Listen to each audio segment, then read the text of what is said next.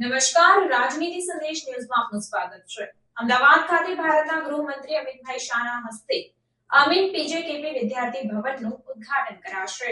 કડવા પાટીદાર મહામંડળ બોર્ડિંગમાં રહેતા કેટલાક વિદ્યાર્થીઓ અભ્યાસ માટે તેમને પડતી અડચણો દૂર કરવા માટે એક સારી રહેવા જમવાની સગવડ આપતી સંસ્કારી બોર્ડિંગ ઊભી કરવાનો પ્રશ્ન કડી તાલુકાના ડરણમાં રામચંદ્ર જમનાદાસ અમીનના પ્રમુખ પદે યોજાયેલી કડવા પાટીદાર પરિષદમાં મૂકવામાં આવ્યો હતો અને કાર્ય આગળ વધ્યું। 2016થી સતીશભાઈ પટેલના પ્રમુખ પદે વિઝન 2020 પ્રોજેક્ટનું આહવાન કરવામાં આવ્યું। ત્યારબાદ સતીશભાઈની ટીમના પ્રયત્નોથી વિકાસ આગળ વધ્યો। પ્રમુખના ઉચ્ચને આધુનિક વિચારોના કારણે જૂના ભવનની જગ્યાએ અદ્યતન સુવિધાઓમાંથી સજ્જ નવા બિલ્ડિંગ વિઝન 2020 પ્રોજેક્ટનું નિર્માણ શરૂ થયું, જેના માટે પ્રમુખે સમાજના દાતાઓનો સંપર્ક કર્યો અને વખતો વખત જરૂરી દાન મેળવીને 245 રૂમો સાથેના 2 અદ્યતન બિલ્ડિંગનું નિર્માણ પૂર્ણ થયું। અમીન પીજે કેપી વિદ્યાર્થી ભવનના પ્રમુખ સતીશભાઈ પટેલે જણાવ્યું કે આ તેમની સંસ્થા માટે ખૂબ જ ગર્વની વાત છે કે તેમના વિદ્યાર્થીઓ માટે આવી ઉચ્ચ સુવિધાઓ સાથેનું આ ભવન શરૂ કર્યું છે, જ્યાં વિદ્યાર્થીઓ માટે દરેક જાતની સુવિધાઓ ઉપલબ્ધ છે, જેથી તેમને ભણવામાં કોઈ પણ જાતની તકલીફ ન પડે। આ પ્રોજેક્ટનું લોકાર્પણ 7 જુલાઈ 2024ના રોજ અમિતભાઈ શાહ ગૃહમંત્રી ભારત સરકાર તથા ભૂપેન્દ્રભાઈ પટેલ મુખ્યમંત્રી ગુજરાત રાજ્યના હસ્તે કરવામાં આવશે। હાલમાં ભવનમાં 700 અને વધુ 1000 માટે અત્યાધુનિક વ્યવસ્થા ઊભી કરી કુલ 1700 વિદ્યાર્થીઓનો સમાવેશ કરાયો છે।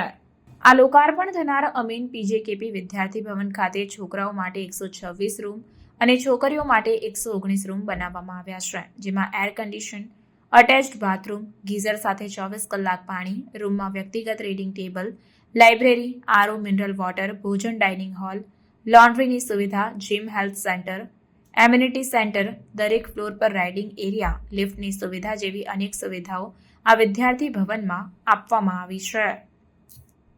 એ 1932 થી કાર્યરત સંસ્થા છે। એનો પાયો 1928માં નંખાયેલો છે ડરણ ગામે, કડી તાલુકાના।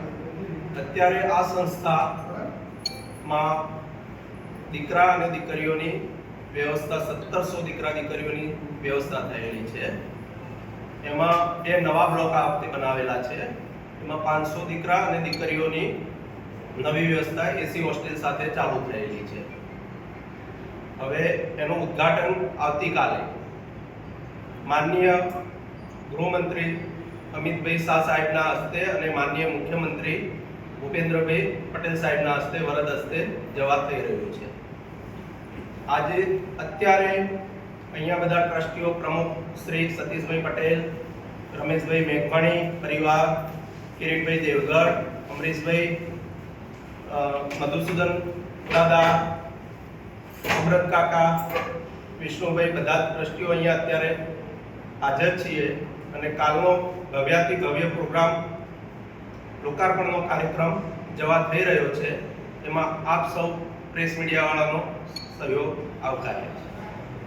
કિરીટભાઈ ડાયાભાઈ પટેલ, અહીંયા કેપી વિદ્યાર્થી ભવનમાં ટ્રસ્ટી છું। ખાસ કરીને એક તો આ સંસ્થાનો તમે પરિચય આપો કે આ સંસ્થા ક્યારથી શરૂઆત થઈ અને દીકરીઓની સુરક્ષાની શું ધ્યાનમાં રાખી છે? વર્ષો પહેલાં વડવાઓએ આ એક સપનું સેવ્યું હતું।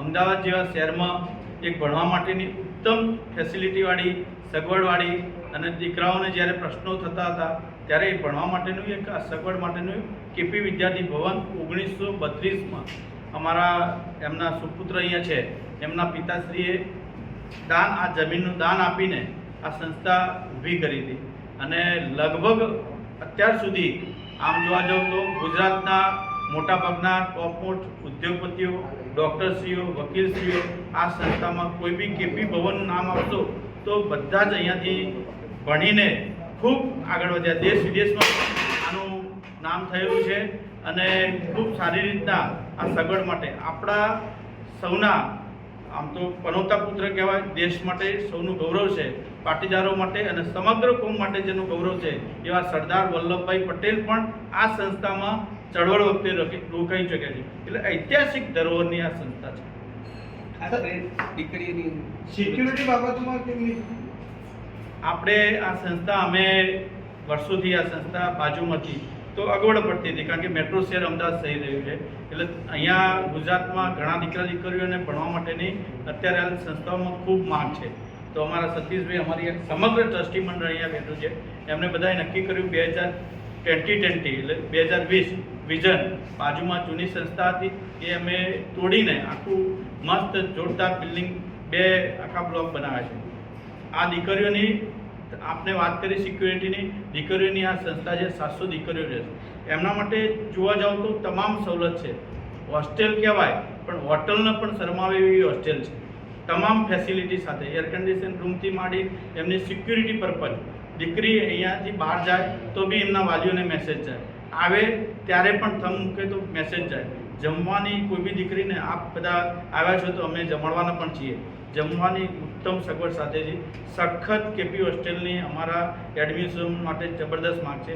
એટલા માટે બાજુનું 2020 વિઝન અમે પરિપૂર્ણ કરવા આવતીકાલે આપણા માનનીય ગૃહમંત્રી શ્રી ભારત દેશ અને આપણા મુખ્યમંત્રી શ્રી ભૂપેન્દ્રભાઈ પટેલના વરદ હસ્તે લોકાર્પણ કરવા જઈ રહ્યા છીએ. એટલે સુંદર મજાની સગવડ સાથેનું આજે આ બિલ્ડિંગ થઈ રહ્યું છે.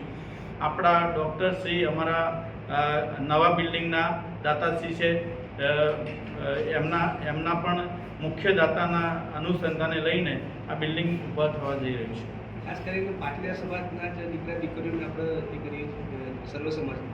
આમ જોવા જાવ તો હવે તો માંગ કેવું છે, પહેલાં પાટીદારોની વાત હતી, પણ હવે દરેક દીકરા દીકરીઓ એજ્યુકેશનમાં આવી છે. એટલે ભણવા માટેની જ્યારે બધું જ અમારે પરિપૂર્ણ થઈ જાય, સંસ્થામાં જગ્યા હોય તો અમે એવું કોઈ નાત જાતની વિચારો સિવાય પર રહીને ગુજરાતનું શિક્ષણ વધે, ભારત દેશનું શિક્ષણ વધે, એવું અમારા બધા ટ્રસ્ટીઓ સતીશભાઈ પ્રમુખશ્રી, અમારા વડીલોશ્રીનો એક ઈચ્છા છે કે બધા જ ગુજરાતનું એક ખરેખર એજ્યુકેશન સુધીને દેશનો વિકાસ થાય, એ અમે સૌએ નક્કી કર્યું. મારું નામ રમેશભાઈ મેઘજીભાઈ પટેલ, મેઘમણી પરિવાર. હું અહીંયા ટ્રસ્ટી છું. આવતીકાલે જે કાર્યક્રમ યોજાવાનો છે લોકાર્પણ સમારોહ, શું કહેશો આપ? વિઝન 2020 અમારું જે વિઝન હતું એ અમારું પૂર્ણ થયું છે અને આવતીકાલે રથયાત્રાના દિવસે, પવિત્ર દિવસે જે પ્રસંગ અમારો રાખ્યો છે એમાં શ્રી અમિતભાઈ શાહ, આપણા લાડીલા ગૃહમંત્રી શ્રી અને આપણા લાડીલા CM સાહેબ ભૂપેન્દ્રભાઈ પટેલ પધારવાના છે.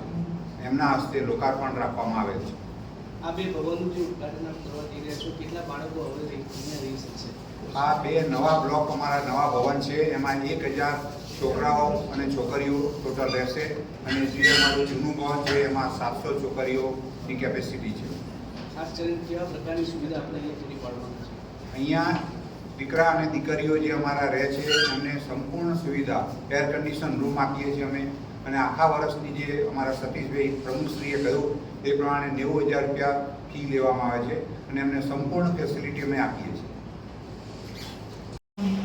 સતીશભાઈ ડાયાભાઈ પટેલ, અમીન PJKP વિદ્યાર્થી ભવન. હાલમાં હું પ્રમુખ છું અહીંયા, અને આ સંસ્થા આજે સારા કામ કરી રહી છે. સાહેબ, આ ભવનમાં કેટલા વિદ્યાર્થીઓની કેપેસિટી છે અને અત્યાર સુધી કેટલા વિદ્યાર્થીઓ અહીંયા આગળ? આ સંસ્થાની અત્યારની કેપેસિટી 1700 છોકરાઓની છે અને અત્યાર સુધી આ 90 વર્ષની અંદર 40,000 બાળકોએ અભ્યાસ કરવા માટે અહીંયા રહેવાની સુવિધાઓ સતત મેળવેલી છે અને આજે રહે બી છે. રહેવાની સુવિધાઓમાં કેવા રીતના પ્રકારના ચાર્જીસ લેવામાં આવે છે? અહીંયા રહેવાના જે ચાર્જીસ અને રહેવાની જે સગવડો હોય છે એ બહુ જ નોમિનલ ફીઝ હોય છે, જેની અંદર એક દીકરા કે દીકરીને એક દિવસના જે ખાવા પીવા, રહેવા, સાથેના જમવાના અને લોન્ડ્રી સુધી સુવિધાઓ અમે આપીએ છીએ. અને એના આ 1 વર્ષના લગભગ એર કન્ડિશન રૂમ સાથે 90,000 રૂપિયા જેટલો ચાર્જ થતો હોય છે.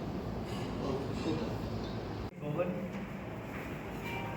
જે 1932માં આ બન્યું હતું, આજે વિઝન 2020માં જે નવા પ્રોજેક્ટ માટે બધાએ આહ્વાન કર્યું હતું તે આજે 2024માં પૂર્ણ થાય છે. આ નવા ભવનના ઓપનિંગમાં માનનીય ગૃહમંત્રી ભારત સરકાર શ્રી અમિતભાઈ શાહ સાહેબ અને ભૂપેન્દ્રભાઈ પટેલ ગુજરાત રાજ્ય મુખ્યમંત્રીના વરદ હસ્તે નવા બિલ્ડિંગના લોકાર્પણ વિધિ થઈ રહી છે. આજે આ પ્રસંગે સૌને અમે આમંત્રિત કરી રહ્યા છીએ. આ સંસ્થાની અંદર 40,000 વિદ્યાર્થીઓ ભણી અને આગળ દેશ વિદેશમાં કામ સારું કરી રહ્યા છે. તો આ નવા ભવનમાં 1,000 દીકરા દીકરીઓની રહેવા, જમવા, લોન્ડ્રી અને આ બધી વ્યવસ્થા સંસ્થા પૂરી પાડશે અને કાર્યરત વર્ષો સુધી ચાલુ રહેશે.